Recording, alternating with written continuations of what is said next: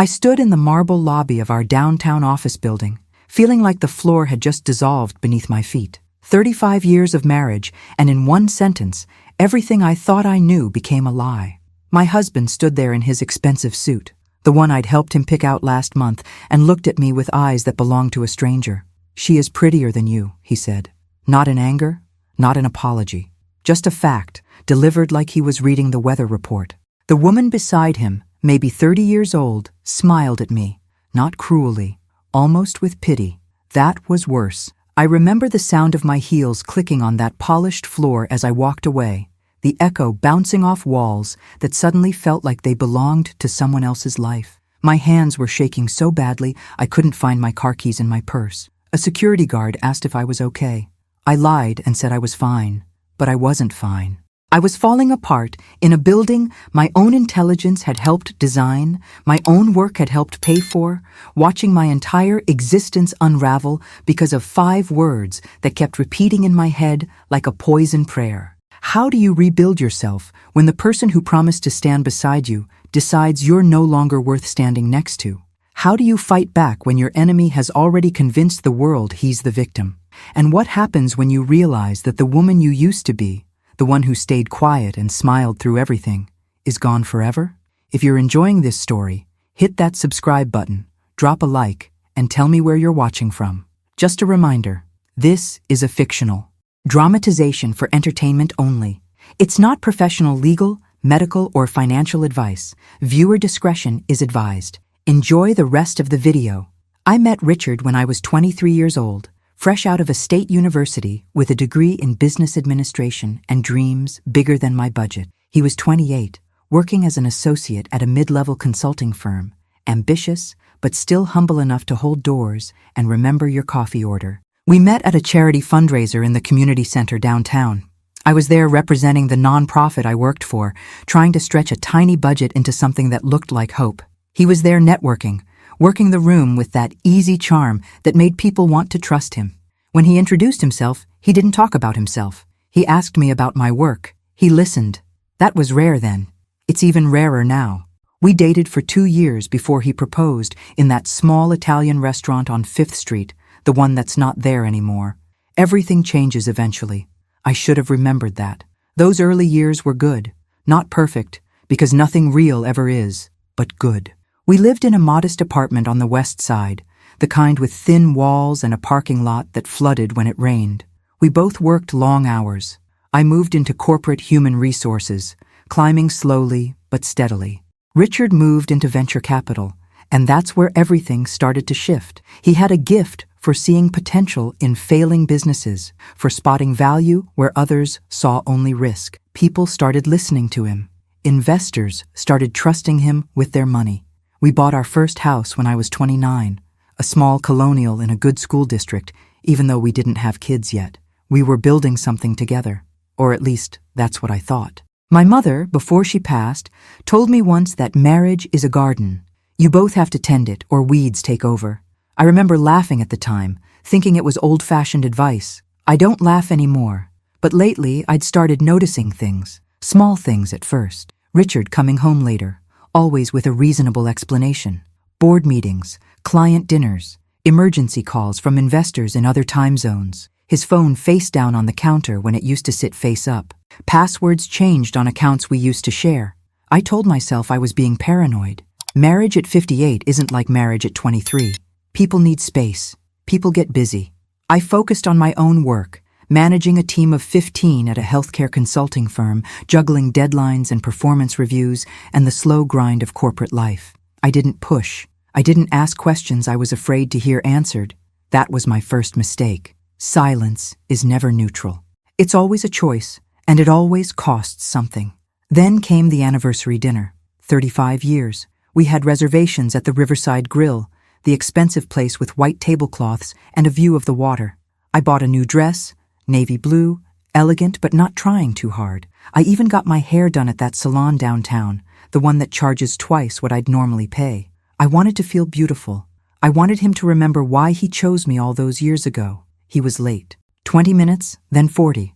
I sat there with a glass of wine I didn't want, watching other couples laugh and hold hands across their tables. When he finally arrived, he didn't apologize. He sat down, barely looking at me, and ordered a scotch before even glancing at the menu. I asked him if everything was okay. He said he was fine, just tired. But he wasn't fine. His phone buzzed 3 times during dinner. Each time his expression changed, softened, almost smiled. I knew that look. I used to be the one who made him look like that. I asked him directly, my voice steady even though my heart was racing. Is there someone else? He looked at me then, really looked at me, and for a second I thought he might lie. I almost wanted him to lie, but he didn't. He said yes. He said her name was Claire. He said they'd met at a venture capital conference in Chicago 6 months ago. He said she was smart, driven, understood the pressure of his work in ways I never could. He said it so calmly, like he was explaining a business merger. I sat there frozen, the restaurant noise fading to a dull roar in my ears. I asked him what he wanted to do. He said he didn't know. He said he needed time. He said I should be reasonable about this. Reasonable. That word tasted like metal in my mouth. I stood up, placed my napkin on the table, and walked out. He didn't follow me. I drove home in the dark, my new dress wrinkling in the driver's seat, my vision blurry with tears I refused to let fall until I was alone. But walking away from that dinner didn't end anything. It was just the beginning. Within a week, Richard had moved into the guest room. He said it was temporary, just until he figured things out. He was still polite, still civil, but he'd become a stranger wearing my husband's face. I tried to function normally. I went to work. I smiled at colleagues.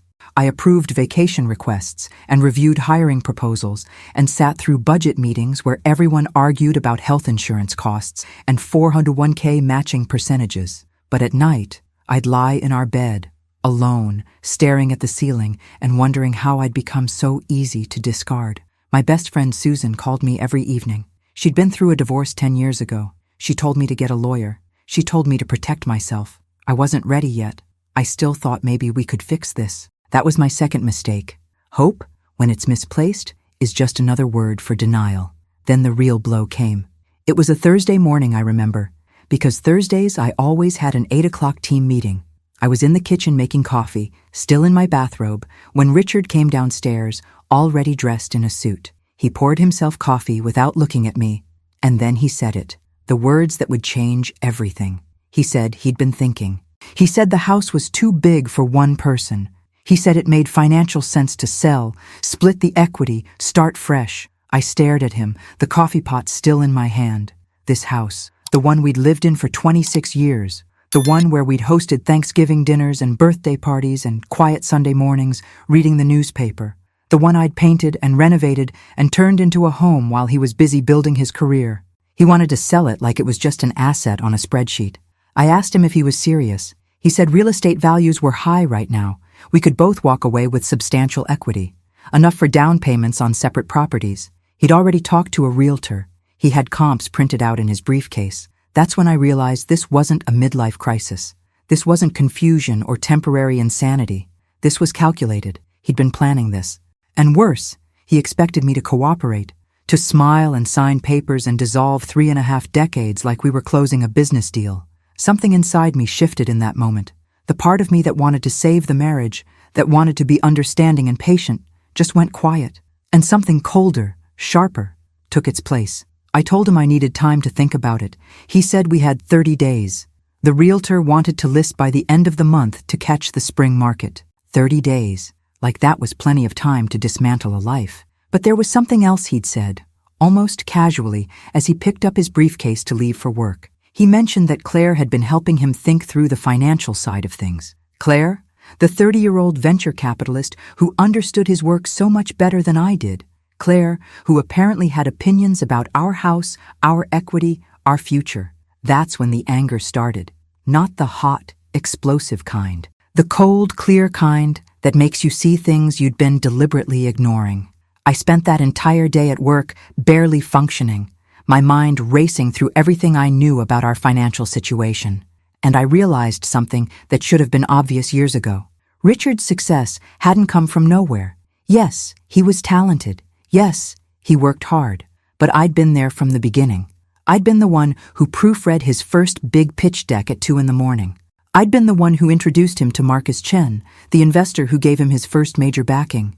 I'd been the one who managed our household, our finances, our life, so he could focus on building his career without distraction.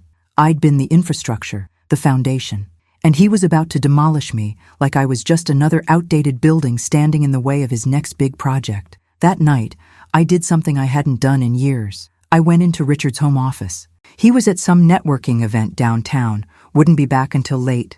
I sat at his desk, the expensive leather chair he'd bought last year, and I started looking through files. Not sneaking, not hiding. I turned on all the lights. If he came home and found me, I didn't care anymore. I needed to understand what I was really dealing with, and what I found made my blood run cold. Bank statements showing transfers I didn't recognize. A mortgage application, preliminary, for a penthouse downtown. 2 bedrooms, floor-to-ceiling windows, the kind of place Richard and I could never have afforded together. But apparently, with Claire's income combined with his, they could. He'd been planning this for months, maybe longer. I sat there in that chair, my hands shaking again, but this time, not from fear, from rage. There was also a folder marked estate planning. Inside, I found a draft of a new will. In this version, I was provided for, but minimally. A lump sum, enough to live comfortably, but modestly. The bulk of his estate, all his shares in the venture capital firm, his retirement accounts, his investment portfolio, everything he'd built would go to a trust. And the trustee listed was Claire Donovan. Not me, not our godchildren, not the charities we'd supported for decades. Claire, a woman he'd known for 6 months, a woman who was probably younger than the marriage she was helping him dissolve. I took photos of everything with my phone, every document, every statement, every page of that proposed will, and then I put everything back exactly as I'd found it. When Richard came home that night at 11:30, smelling like expensive wine and her perfume, I was in bed with the lights off. He thought I was asleep. I wasn't. I was thinking, planning, calculating, but I needed help, and I was terrified to ask for it. The next morning, I called my cousin Daniel. He's a lawyer, specializes in contracts and business disputes, works at a mid-sized firm downtown. We'd always been close growing up, but we'd drifted apart over the years. Different lives, different priorities. I asked him if we could meet for coffee. He heard something in my voice, agreed immediately.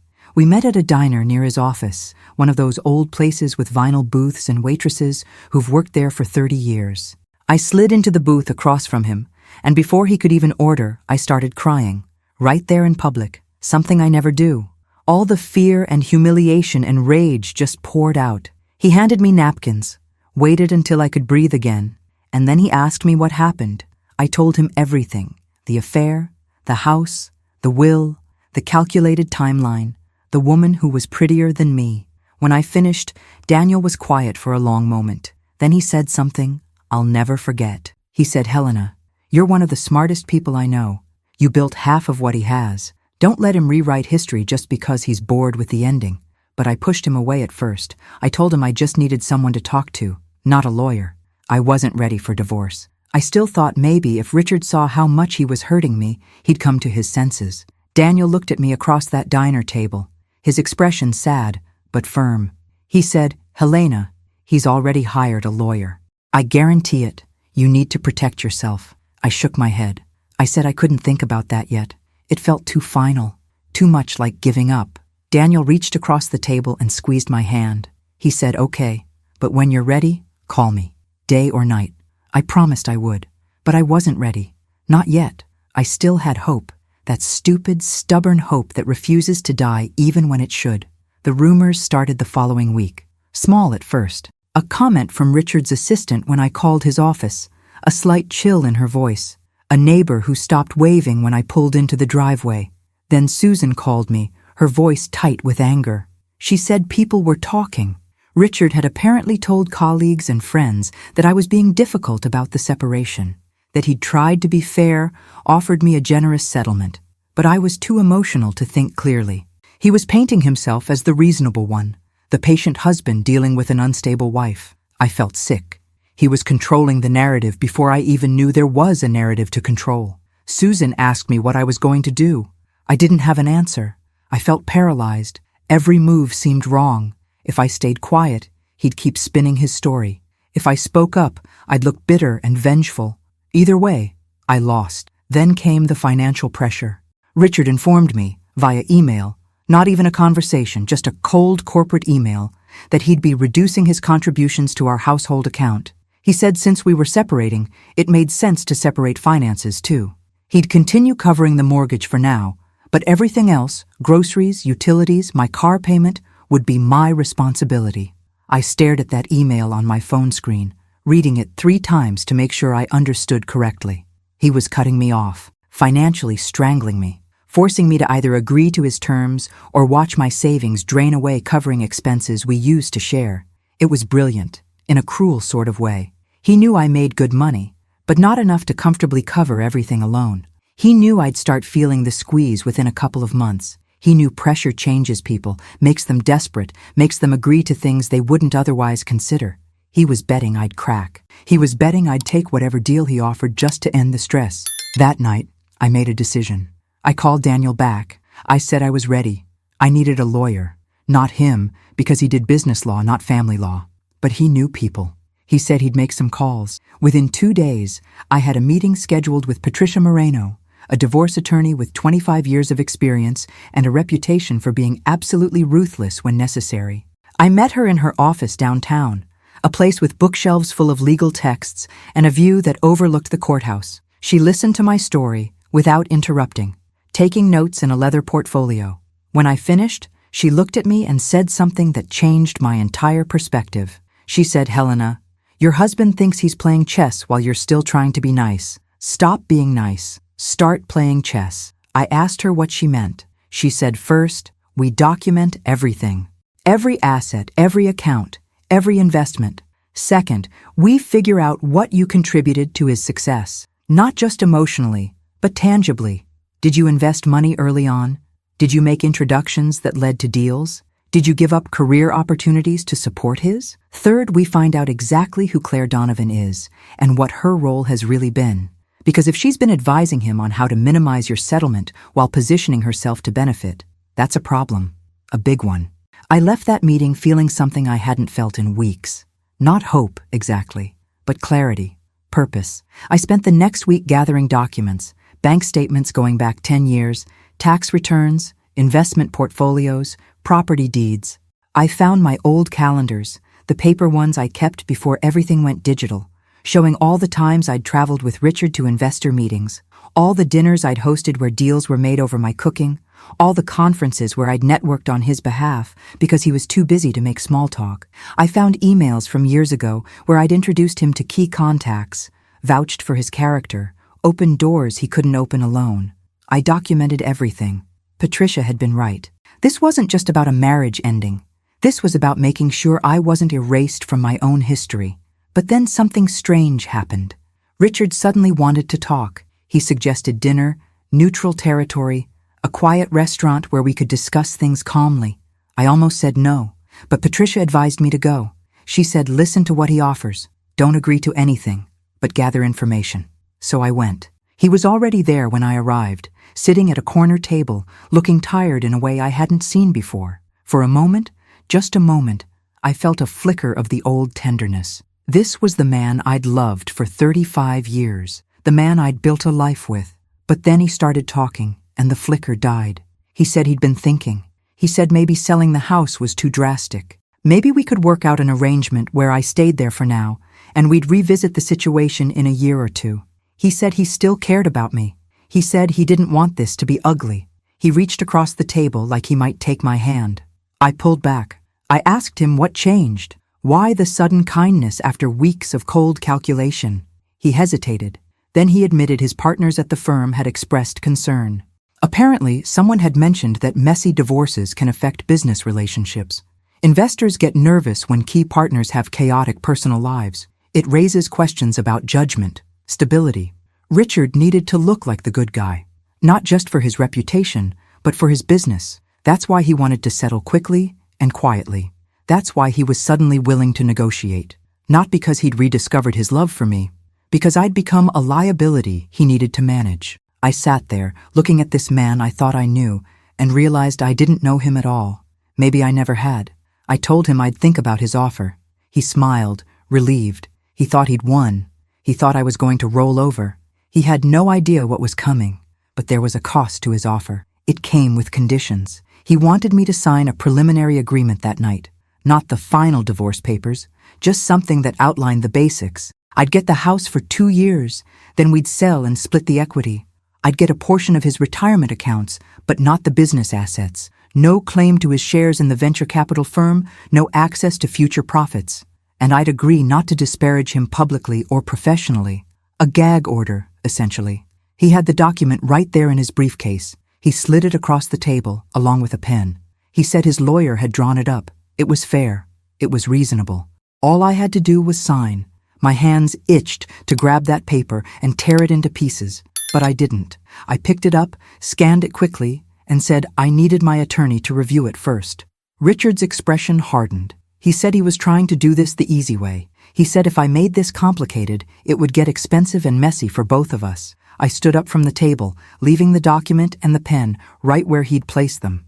I said, then I guess it's going to be complicated. And I walked out. That night, I couldn't sleep. I kept thinking about that document, about all the things Richard wanted me to sign away. But more than that, I kept thinking about something Patricia had mentioned in passing during one of our meetings. She'd asked me if I knew how the venture capital firm was structured. I didn't. Richard had always handled that side of things. It was his world, not mine. But Patricia said it mattered. She said if I'd contributed to the firm's success in any tangible way, especially early on, I might have a claim to more than Richard was offering. The firm had been started 22 years ago. I remembered that time clearly. Richard and 2 partners, Marcus Chen and David Brennan, had pooled their resources and personal networks to launch Apex Ventures. Richard had put in $150,000 as his share, but that money hadn't come from him alone. It had come from us, from our joint savings, from an inheritance I'd received when my father died. I'd agreed to invest it in Richard's dream without hesitation. It was our money, our future. Except apparently, it was never our future. It was his. And now he wanted to walk away with everything that money had built. I started digging deeper. I found the original partnership agreement buried in a box in our attic. It was dated October 15th, 2003. I read through it carefully. The capital contributions were listed clearly. Richard's $150,000, Marcus's $200,000, David's $175,000. But there was no mention of where Richard's capital came from. On paper, it looked like his money alone. But I had proof it wasn't.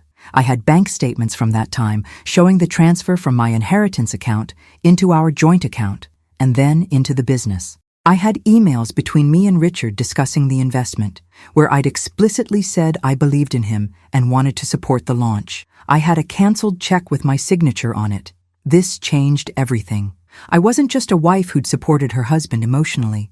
I'd been an investor, a silent partner, and I'd never been compensated for it. The next morning I brought everything to Patricia.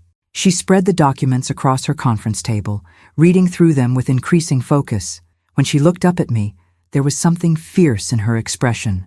She said, "Helena, this is big. If we can prove you were an essential investor in the firm's founding, you have a claim to a portion of Richard's partnership interest, not just his retirement account, not just assets, the actual business." I felt dizzy. I asked her how much we were talking about. She said conservatively, based on the firm's current valuation, we could be looking at a claim worth several $1,000,000. Richard had been trying to settle for maybe $300,000 in liquid assets and half the house equity. He'd been hoping I wouldn't know any better. He'd been counting on my ignorance. Patricia asked me if I was ready to fight, really fight, because this wouldn't be quick or easy. Richard would fight back hard. It would get ugly. Everyone would know. I thought about that question for a long moment. Then I thought about Richard sitting across from me in that restaurant, sliding a gag order across the table, expecting me to sign away my own history. I told Patricia yes, I was ready. But preparing for battle isn't the same as being in it. Richard received the formal filing from Patricia's office 3 days later. A detailed claim asserting my right to a portion of Apex Ventures based on my initial investment and ongoing contributions to the firm's success. He called me that night, and for the first time in months, he wasn't calm. He was furious. He said I was delusional. He said I was trying to destroy him out of spite. He said I had no claim to the firm, that I'd given him that money as a gift, as a wife supporting her husband. I asked him if he had that in writing. Silence. Then he said he'd see me in court, and he hung up. I sat there with the phone in my hand, my heart pounding. It was real now. No going back. Susan called 10 minutes later. She'd heard from mutual friends. Apparently Richard was telling everyone I was trying to steal his business, that I was vindictive and money-hungry, that he'd tried to be fair, but I'd refused reasonable offers. The narrative was shifting again, but this time I had my own story to tell, and I had evidence to back it up. The next few weeks were brutal. Every day brought new stress, depositions, document requests, interrogatories that required me to detail every contribution I'd ever made to Richard's career. I had to sit in a conference room while Richard's lawyer, a man named Gerald Pierce, who wore expensive suits and sneered when he talked to me, asked invasive questions about our marriage, our finances, our intimate life. He was trying to rattle me, to make me emotional, to catch me in contradictions. But I'd been preparing. Patricia had coached me. Stay calm. Answer only what's asked. Don't volunteer information. Don't get defensive. I answered every question in a level voice, even when Pierce implied I was a liar, even when he suggested I'd fabricated evidence. Patricia was right there beside me, objecting when appropriate, protecting me when Pierce crossed lines. But it was exhausting. Every night I went home drained, wondering if any of this was worth it. Then came a pattern interrupt I didn't expect. I received a certified letter at my office. Not from lawyers, from Marcus Chen, Richard's original business partner. Marcus and I had always gotten along. He and his wife Linda had been dinner guests at our house countless times. Our families had vacationed together. I opened the letter carefully, not sure what to expect. It was handwritten. Marcus said he'd been following the case. He said Richard had asked him to testify that I'd never been involved in the business, that my investment had been a gift, but Marcus said he couldn't do that. He said he remembered clearly the discussions back in 2003. He remembered me being part of the planning conversations. He remembered me saying I wanted to be sure my father's inheritance went toward something meaningful. He said he was willing to testify truthfully if needed, and he was sorry for what I was going through. I read that letter 3 times, tears streaming down my face. Someone remembered. Someone was willing to stand up for the truth. I forwarded the letter to Patricia immediately. She called me an hour later, excitement clear in her voice. She said this changes the case. Marcus is a credible witness, a co-founder. If he testifies that you were an active investor and participant, Richard's narrative falls apart. But there was another problem looming. The court date for the preliminary hearing was set for 6 weeks out. In the meantime, Richard had filed a motion to freeze all joint assets. He claimed I was recklessly spending money to punish him. It was absurd. I'd barely touched our accounts. But he was trying to cut off my access, force me to burn through my personal savings, make the legal fight too expensive to sustain. Patricia filed a counter motion. We had a hearing in front of Judge Catherine Morrison, a no-nonsense woman in her 60s who'd seen every trick in the book. Richard and I sat on opposite sides of the courtroom. We didn't look at each other. Gerald Pierce argued that I was being unreasonable, that Richard had tried multiple times to reach a fair settlement, that I was weaponizing the court system. Patricia stood up and calmly presented our evidence, the documentation of my investment, the emails, the canceled check, Marcus Chen's letter, the preliminary partnership agreement that made no mention of the investment being a gift. Judge Morrison listened to both sides without expression. Then she denied Richard's motion. She said the evidence suggested I had a legitimate claim that needed to be fully heard. She said freezing assets at this stage would be premature and potentially prejudicial. She set a date for a full hearing in 8 weeks. Richard's face went white. He'd been counting on winning that motion, on crushing me financially before the real fight even began. It didn't work. Leaving the courthouse that day, I felt something I hadn't felt in months. Not quite victory, but vindication. I wasn't crazy. I wasn't being unreasonable. I had a legitimate claim, and the court was taking it seriously. But as I walked to my car, I saw her, Claire. She was standing by Richard's Mercedes, waiting for him. When she saw me, she didn't look away. She just smiled. That same pitying smile from the office building lobby, like I was a problem that had already been solved. Something in me snapped. I walked over to her. Patricia called my name from behind me, warning in her voice, but I didn't stop. I walked right up to Claire Donovan and looked her in the eyes. She was beautiful. That was undeniable. Younger, polished, everything I used to be before life wore me down.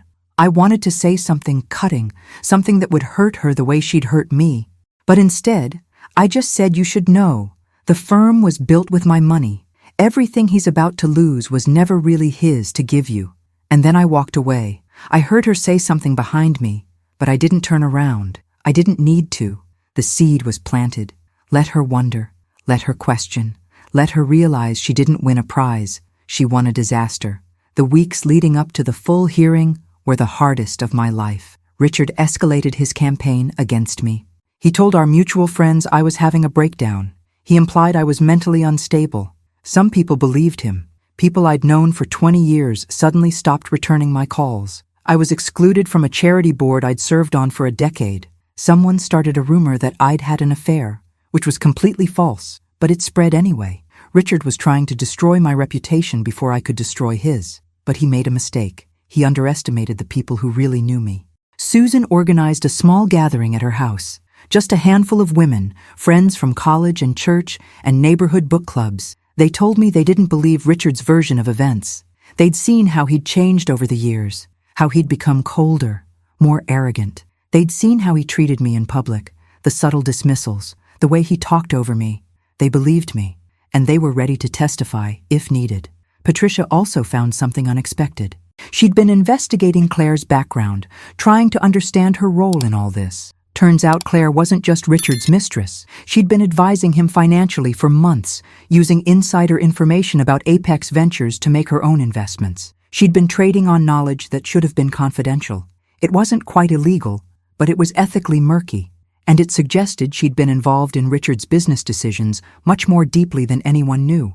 Patricia said if we could prove Claire had been influencing Richard's decisions regarding our divorce settlement, particularly the valuation of his partnership interest, we might have grounds to invalidate some of his claims. It was a long shot, but it was something. We subpoenaed Claire's financial records. Richard's lawyers fought it viciously, but Judge Morrison allowed limited discovery, and what we found was damning. Claire had made several large stock purchases in companies that Apex Ventures was about to invest in. She'd made them days before the investments were publicly announced. She'd had advance information. She'd been using Richard for more than just romance. She'd been using him for insider intelligence, and that changed everything. The final hearing was on a Wednesday in late April. The courthouse was busy, full of people fighting their own battles. I wore a gray suit, simple but professional. I wanted to look credible, composed. Richard wore one of his expensive navy suits, the kind that costs more than most people's monthly mortgage. We sat in that courtroom while lawyers argued about documents and timelines and legal precedents. But the moment that mattered came when Marcus Chen took the stand. Patricia asked him simple, direct questions. Did he remember the founding of Apex Ventures? Yes. Did he remember discussions about capital contributions? Yes. Did he remember Helena being part of those discussions? Yes. Did she contribute capital? Yes, through Richard, but Marcus knew the money had come from her inheritance. Had Richard ever described that investment as a personal gift? No, never. It was always understood to be an investment in the firm. Gerald Pierce tried to shake Marcus during cross-examination, suggesting his memory was faulty after so many years. But Marcus was firm. He had notes from the original meetings. He had emails. He'd kept records, and he wasn't going to lie to protect Richard. Then Patricia called me to the stand. She walked me through our marriage, the early years, the sacrifices I'd made. She asked me to explain the inheritance, why I'd chosen to invest it in Richard's venture. I said I believed in him. I believed in us. I thought we were building something together. She asked if Richard had ever acknowledged my contribution publicly. I said no. He'd always presented himself as the sole architect of his success. She asked how that made me feel. I paused. I wanted to say it made me feel invisible, erased, like I'd been written out of my own life, but I just said it made me feel like I'd been lied to. For 22 years, Gerald Pierce's cross-examination was harsh. He implied I was rewriting history. He said I'd been a supportive wife, nothing more. He said trying to claim a business stake now, after the marriage had ended, was opportunistic and vindictive. I looked right at him and said if wanting fair recognition for money I invested is vindictive, then I guess I'm vindictive. But I'm also right, and I'm not going away. The testimony lasted 2 days. We presented evidence of every introduction I'd made, Every connection I'd facilitated, every investor dinner I'd hosted. We showed emails where Richard's partners thanked me for my help.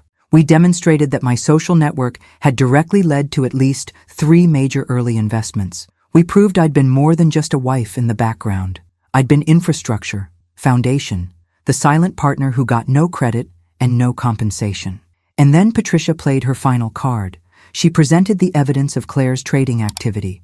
She argued that Claire had been using Richard for insider information, that their relationship was transactional, not romantic, and that Richard's decisions about our divorce settlement had been influenced by someone with a vested interest in minimizing my claim. It wasn't enough to prove fraud, but it was enough to raise serious questions about Richard's judgment and honesty. Judge Morrison took 2 weeks to issue her ruling. Those were the longest 2 weeks of my life. I went to work every day, tried to function normally, but at night I'd lie awake, running through every possible outcome. What if I lost? What if all this fighting had been for nothing? What if the judge decided I was just a bitter ex-wife trying to punish her husband? Susan kept telling me to have faith. Patricia kept saying we'd presented a strong case, but I couldn't shake the fear. Then on a Tuesday afternoon, my phone rang. It was Patricia. She said the ruling was in. She said I should sit down. I sat down on the floor of my office, my back against the door, my heart pounding so hard I thought I might pass out. She said Judge Morrison had ruled in my favor, substantially in my favor. The judge found that I had indeed been a material investor in Apex Ventures, that my contribution had not been a gift, but an investment, and that I was entitled to a proportional return on that investment. She calculated the current value of my original stake, adjusted for growth and distributions over 22 years. The number was staggering, $4.7 million, payable from Richard's partnership interest. She also ruled that I would retain the house outright, no forced sale, and that I was entitled to half of Richard's retirement accounts and other marital assets. In total, the settlement was worth over $6 million. Richard would have to liquidate some of his partnership stake to pay me. It would hurt his position in the firm. It might even force a restructuring. But Judge Morrison said the law was clear. I'd invested. I'd contributed. I deserved compensation. Patricia was crying on the phone. She said, "Helena, you won. You actually won." I couldn't speak. I just sat there on my office floor, tears streaming down my face, feeling something I hadn't felt in over a year. Not happiness, exactly, but justice. Finally, justice. Richard appealed, of course. His lawyers filed immediately. But Patricia said appeals rarely succeed when the evidence is this clear. We'd wait and see. In the meantime, the judgment stood. Richard had 60 days to begin payment arrangements, and his reputation was in tatters. The business community is small. Word spread quickly about the ruling, about the insider trading concerns with Claire, about how he'd tried to cheat his wife of 35 years. Investors started asking questions. Some pulled their money. The firm's board called an emergency meeting. Richard was forced to step back from some of his leadership roles. Claire left town, just disappeared. Someone told me she'd taken a position in California. I didn't care. She was never the real problem. She was just a symptom. The problem was the man I'd married, who'd decided somewhere along the way that his success was his alone. That the woman who'd helped build him could be discarded when she was no longer young enough or exciting enough or useful enough. 6 months later, Richard's appeal was denied. The judgment was final. I received the first payment. It hit my account on a Thursday morning. I stared at the number on my screen for a long time. It was real. I'd won. Not just money. I'd won my history back. My contribution was acknowledged. My sacrifice was compensated. I wasn't invisible anymore. I called Patricia to thank her. She said she'd only done her job, but we both knew it was more than that. She'd believed me when I needed someone to believe me. She'd fought for me when I was too tired to fight for myself. I would never forget that. Life after the settlement was strange. I stayed in the house, my house now, legally and entirely. I redecorated slowly, changing things that had always been Richard's preferences. I joined a new book club. I started volunteering at a women's shelter, helping women who were going through divorces, offering guidance and resources. I found purpose in that, in being the person I'd wished I'd had during my darkest moments. Susan and I had dinner every week. We laughed about things that hadn't been funny at the time. We toasted my victory with cheap wine and expensive glasses. Some of the friends who'd abandoned me came back, apologizing. Some I forgave. Some I didn't.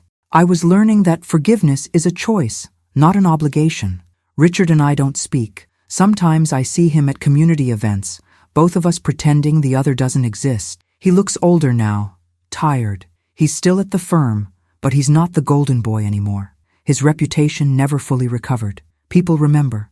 They always remember. I don't take pleasure in that, but I don't feel guilty either. He made choices. Choices have consequences. That's just how life works. Claire never came back. I heard through the grapevine that she got engaged to some tech executive in San Francisco. Good for her. I hope she learned something from the disaster she helped create. Probably not. Some people never learn. As for me, I'm rebuilding. Not the life I thought I'd have, but a life that's mine, fully mine. I travel sometimes, small trips to places I've always wanted to see. I'm learning to paint, which I'm terrible at, but it makes me happy. I spend time with my godchildren, who are in college now, full of energy and hope, and that beautiful ignorance of how complicated life gets. I tell them to be careful who they trust, to value themselves, to never let anyone erase their contributions. They nod like they understand. They don't. Not really. But maybe someday they will. My retirement account is secure now. More than secure. I could stop working tomorrow if I wanted to, but I don't want to. I like my job. I like feeling useful. I like the structure of it. Maybe someday I'll retire and move somewhere warmer. Maybe I'll stay right here in this house with its memories and ghosts. I don't know yet, and that's okay. I don't need to know. I just need to keep moving forward one day at a time. Sometimes I think about that moment in the office building lobby when Richard looked at me and said, "She's prettier than you." Those 5 words that destroyed everything. I used to let them haunt me. I'd look in the mirror and see every wrinkle, every gray hair, every sign of age. I'd wonder if he was right, if I'd let myself go, if I'd stopped being enough. But I don't think that way anymore, because I finally understand what he meant. He wasn't talking about physical beauty. He was talking about newness. Claire was new, untested, full of potential. She didn't know his flaws yet. She hadn't seen him at his worst. She didn't carry the weight of 35 years of compromises and disappointments and the slow, grinding reality of building a life with another person. She was an escape, a fantasy, and fantasies are always prettier than reality until they become reality themselves. Then they're just as complicated and difficult as everything else. I'm 59 now. My hair is mostly gray, though I still color it sometimes. I have wrinkles around my eyes and lines on my forehead. My body isn't what it was at 23, but I'm still here, still standing, still fighting, and I have something I didn't have a year ago. I have proof that I mattered, that I contributed, that I wasn't just a supporting character in someone else's story. I was a co-author, and even if Richard tried to erase my name from the cover, it's back now, permanent, undeniable. That's worth more than being pretty. That's worth everything. On Sunday mornings, I sit in my kitchen with coffee and the newspaper. Sun coming through the windows I finally repainted. The house is quiet, sometimes too quiet, but it's my quiet. No one is lying to me in this silence. No one is planning to discard me. I'm building something new here, something that's just mine. And if that's lonely sometimes, well, lonely is better than invisible. Lonely is honest. I've learned to appreciate honesty, even when it hurts, especially when it hurts. Because pain that's real and acknowledged is something you can heal from. It's the hidden pain, the pain you're told doesn't exist, that destroys you. I keep a copy of The Final Judgment in my desk drawer. I don't look at it often, but I like knowing it's there, physical proof that I wasn't crazy, that the system, for once, worked, that justice, even delayed, even hard-won, is still justice. Some nights when I can't sleep, I'll go downstairs and sit in the dark living room and think about everything that's happened. The marriage that ended, the battle that followed, the life I'm building now. And I feel something I didn't expect to feel. Grateful, not for the pain, not for the betrayal, but for the clarity, for finally seeing Richard as he really was, for finally seeing myself as I really am. Strong, smart, capable of survival. Those are better things to be than pretty.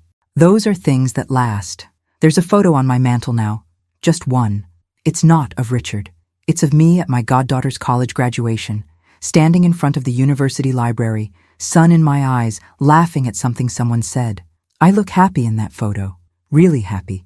Not performing happiness for the camera, but actually feeling it. Susan took that picture. She gave me a framed copy and wrote on the back, "This is who you really are. Remember her." I look at that photo every day. It reminds me that Richard's words don't define me. His opinion was just one person's opinion, and he was wrong about so much, but especially about me. I'm not just here to be looked at. I'm here to build things, to fight for things, to stand up for myself and for others who need standing up for. That's what matters. That's what lasts. My lawyer Patricia and I still have lunch sometimes. She's become a friend. We talk about her cases, my work, our families. She asks me sometimes if I have any regrets about fighting so hard, about making everything so public, about not just taking Richard's initial offer and walking away quietly. I tell her no, I don't regret it, because settling quietly would have meant accepting his version of reality. It would have meant letting him write me out of history, and I couldn't do that. Not and still respect myself. She says most people don't have that courage. Most people take the easier path, even when it costs them their dignity. I tell her I wasn't courageous. I was just too angry to be afraid anymore. She laughs and says sometimes those are the same thing. The money from the settlement sits mostly untouched in investment accounts. I live off my salary still, save what I can. The settlement is for later, for security, for knowing I'll be okay when I'm too old to work, for being able to help my godchildren if they need it, for having choices. That's what money really is, I've learned. Not luxury or status. It's choices, freedom, the ability to say no. I couldn't say no before. I was too dependent, too entangled. Now I can. Now if someone tries to erase me, I have the resources to fight back. That knowledge changes everything. It changes how you walk through the world, how you let people treat you, how you treat yourself. Sometimes people ask me if I'll ever date again, if I'll ever trust someone enough to build a new relationship. I don't know. The idea of opening myself up like that again feels impossible right now. The vulnerability, the risk, the chance that I'll pour myself into someone else and they'll decide I'm not enough. Again, maybe someday, maybe never. Right now, I'm learning to be enough for myself, to sit with my own company and not feel like I'm missing something. It's harder than it sounds. We're taught that partnership is the goal, that being alone means something went wrong. But I don't feel like something went wrong anymore. I feel like something went right. I got free. I got whole. I got to rewrite my ending. That's not failure. That's triumph. There's a new woman at work, mid-40s, going through a separation. I see her sometimes in the break room, eyes red, trying to hold it together. I recognize that look. I lived that look for months. Last week, I stopped her in the hallway. I said, "If you ever need to talk, I'm here." She looked at me like I'd offered her a lifeline. We had coffee yesterday. She told me her story, different details, same pattern. Husband growing distant, finances getting murky, feeling like she's going crazy because everyone says she's overreacting. I listened. I didn't offer easy answers. I just told her what I learned. Document everything. Trust your instincts. Don't let anyone convince you that your contributions don't matter. Get a lawyer before you think you need one. Protect yourself first. Feel guilty later. She wrote down Patricia's name. She asked me if it gets better. I told her the truth. It gets different, and different can be better if you fight for it. I've started writing things down, not for publication, just for me. My story, in my own words, the whole truth of what happened and what I learned. Maybe someday my godchildren will read it. Maybe it'll help them understand that marriage is complicated, that people change, that sometimes love isn't enough, that you can do everything right and still lose. But you can also lose and still win if you redefine what winning means. Winning isn't staying married forever. Winning is keeping your dignity, keeping your truth, keeping yourself. There's a small garden in my backyard that I've started tending. Nothing fancy. Tomatoes, herbs, a few flowers. I never had time for it before. Always too busy supporting Richard's schedule, attending his events, managing our social calendar. Now I have time.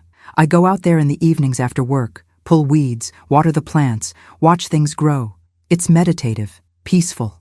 I understand now what my mother meant about marriage being a garden, but I also understand that sometimes a garden needs to be cleared completely, burned down to the soil, started over from scratch. That's what I did, burned it all down. And now I'm planting something new, something that's entirely mine, The appeal process finally ended 3 months ago. Richard's last legal challenge was denied. It's truly over now. No more court dates, no more lawyers, no more fighting, just the quiet reality of our separate lives. He sold his partnership stake eventually. Had to. He couldn't afford to keep it and pay me what he owed. Marcus and David bought him out. The firm's been restructured. Marcus called me last month. He said they'd be hosting a 25th anniversary celebration for Apex Ventures next year. He said he wanted to make sure I was invited. He said my contribution would be formally acknowledged. I didn't know what to say. After all these years of being invisible, someone wanted to make me visible. I told him I'd think about it. I don't know if I'll go. Part of me wants that recognition. Part of me doesn't need it anymore. I already know what I contributed. The people who matter know. That might be enough. Richard sent me an email last week, the first direct communication in almost a year. He said he'd been doing a lot of thinking. He said he understood now that he'd handled things badly. He said he was sorry, not for the affair, not for trying to cheat me out of my fair share, just sorry for how things turned out. It was the most non-apology apology I'd ever received. I read it 3 times, waiting to feel something. Anger, satisfaction, vindication. But I felt nothing. Just a mild curiosity about why he bothered. I didn't respond. There's nothing left to say. We're strangers now who happen to share a past. That past doesn't require ongoing dialogue. It just requires acceptance. I've accepted it. I don't know if he has. That's not my problem anymore. Susan's daughter is getting married next spring. She asked me to help with the planning. I said yes. It feels good to be included in something hopeful, something that's just beginning. I watch Susan's daughter and her fiancé together, the way they look at each other, and I remember feeling like that once. Young, certain, unbreakable. I hope they stay that way. I hope they beat the odds. But I also know that odds are odds for a reason. Life is long. People change. The person you marry at 25 might not be the person you're living with at 55. And that's not anyone's fault. It's just what happens. The question is what you do when you realize you're living with a stranger. Do you fight to reconnect? Do you accept the distance? Do you leave? There's no right answer. Only the answer you can live with. I chose the answer I could live with. No regrets. I've been thinking about my parents lately. They were married for 43 years before my father died. I always thought they had the perfect marriage. Happy, stable, unshakable. But after everything I've been through, I wonder if it was really that simple. I wonder if my mother had moments where she felt invisible, where she wondered if she'd given up too much, where she resented my father for taking credit for a life they built together. I'll never know now. She's gone. But I wish I could ask her. I wish I could tell her I understand now. That marriage is harder and more complicated than anyone admits. That love and respect aren't the same thing. That you can love someone and still need to leave them. I think she'd understand. I think she'd be proud of me for fighting. Or maybe not. Maybe she'd think I should have been quieter, more accommodating, more of her generation.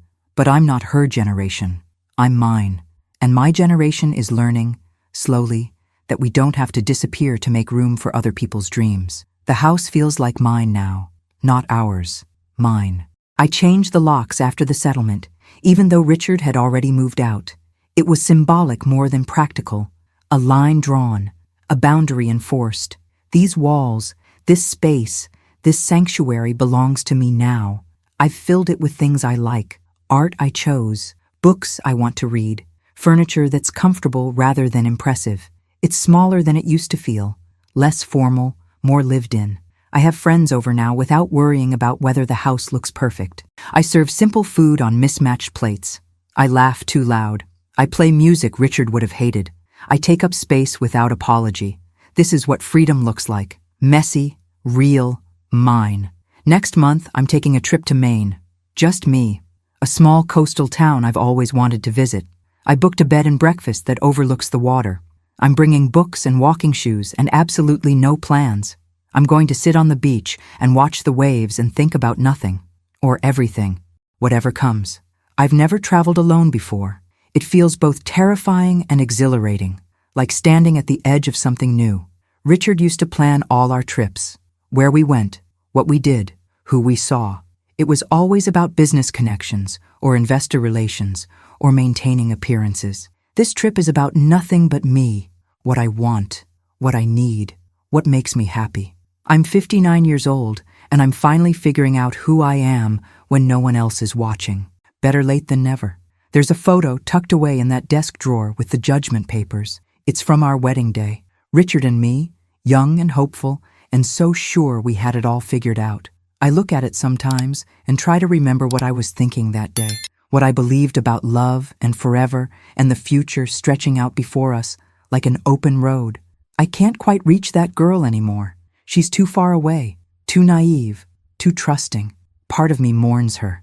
Part of me is glad she's gone. She had to die so I could live. That sounds dramatic, but it's true. The woman I was couldn't have survived what happened. She would have shattered. The woman I am now is made of something harder, something that bends but doesn't break, something earned through fire. I mentor young women at work now. They come to me with questions about career development and office politics and how to navigate being female in spaces that weren't built for us. I tell them what I wish someone had told me. Keep your own money.